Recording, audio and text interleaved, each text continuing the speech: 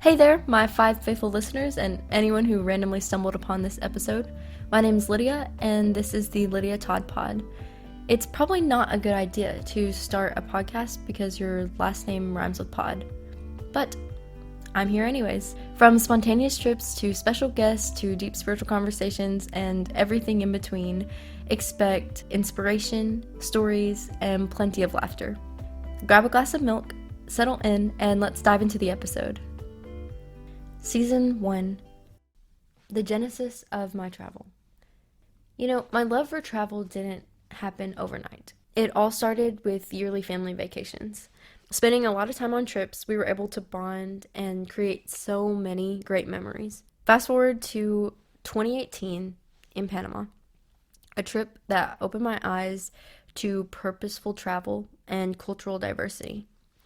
I have a friend. She is still very much my friend and very much alive. Her name is Jada, and she is from Georgia.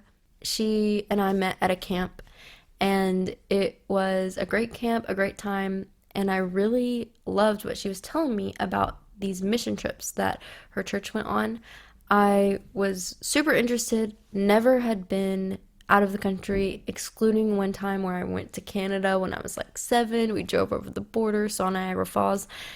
But other than that, I hadn't been out of the United States. She said that there was some every summer to Latin America. They went and visited Panama or Costa Rica or Peru or other places. So I said, send me the details. I did a ton of research on it, and then I pitched it to my parents. I was like, hey, let me go out of the country by myself with my friend Jada. And after a lot of convincing and showing them that I knew what I was talking about, they let me decide to go. 2017 was when I pitched it to them. 2018 was when the mission trip took place. Jada ended up not being able to go, so she had to back out. But I didn't let my parents know, and that was just so that I could still go on the trip. I never told them, I did tell them eventually, but I didn't tell them before I went on the trip that she wasn't going anymore. So I didn't know anybody on this trip. Got on a plane, flew for the first time, and it was really cool. I got to meet a lot of people in the airport. We all had matching shirts, so it was easy to find people. I was 17 at the time, so I wasn't even legally an adult, and so I had some questioning at customs because, they didn't want to let a child into the country without their family, but I got through, had a wonderful time in Panama, and really fell in love with just meeting new people in a culture so different from mine. It ignited a flame in me. So as someone who holds faith close to my heart, it is fascinating to see how my faith intertwines with my travels. Traveling to Panama was a game changer, and it has shaped the way that I approach travel to this day. I have also been to Peru and Costa Rica, Australia, New Zealand, also on similar trips as the trip I took to Panama, and it helps me know that I'm not just traveling, but I am able to make a difference while I do what I love. There have been moments where I have been moved, like in my heart, to relocate. I moved to London earlier this year so that I could work with the churches here and share my faith with people who maybe hadn't had the opportunities to be exposed to faith like this.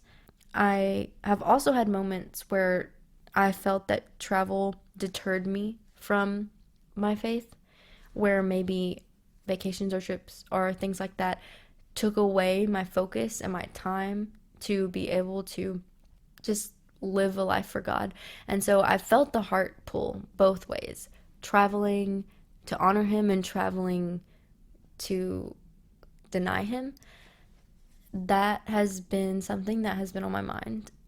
How do you balance it's okay to have fun and do things you enjoy and do all things in the name of the Lord?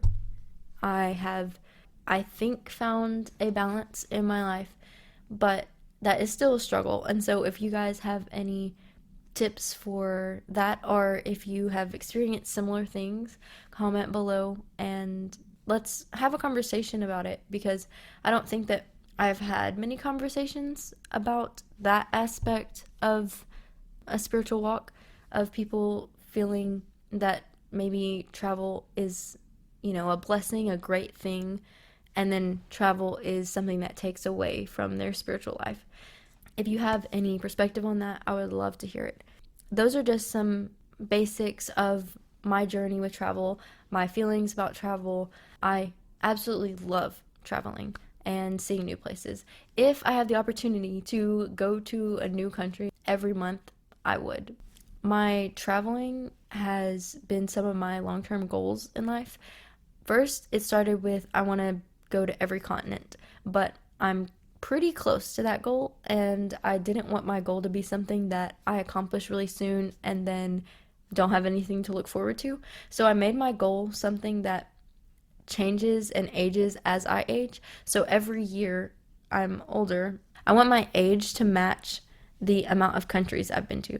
The United Kingdom was number 23 for me, and I am 23, so that is great news. I'm on target. And every year that challenges me to go travel and see something new. For all of you aspiring travelers out there, here are a few nuggets of wisdom that I've gathered along the way. One, whenever you travel, do it with friends. If you are traveling, unless you like traveling alone, but I think that travel is always better when you enjoy it with people who you want to make memories with. So go with friends, go with family, make a vacation, a trip out of it that you can look back on and recall fondly with your friends. Another piece of wisdom that I've gained from traveling is go with an open mind. If you think I might not like the culture, I might not like the food, I might not like the people or the lodging or whatever, you are probably gonna be surprised. You might be wrong, and you won't find out until you put yourself out there. Whenever I first went to Israel and Jordan, I had a lot of reservations, not in the sense of I didn't think I would enjoy it, but just that I didn't know so much about Middle Eastern culture. And after going, I loved the people. I really liked the food. That surprised me as a picky eater. There is just so much that you're going to learn while you're traveling, so go with an open mind. And a third piece of wisdom is, if you want to travel, set goals and do it now. Don't wait until, oh, I'll wait until retirement to take a trip or something. You might not be able to, I don't know, uproot your whole life and move every month around the world, but make a goal to take a trip every year to a new place, a new city, or even a new country.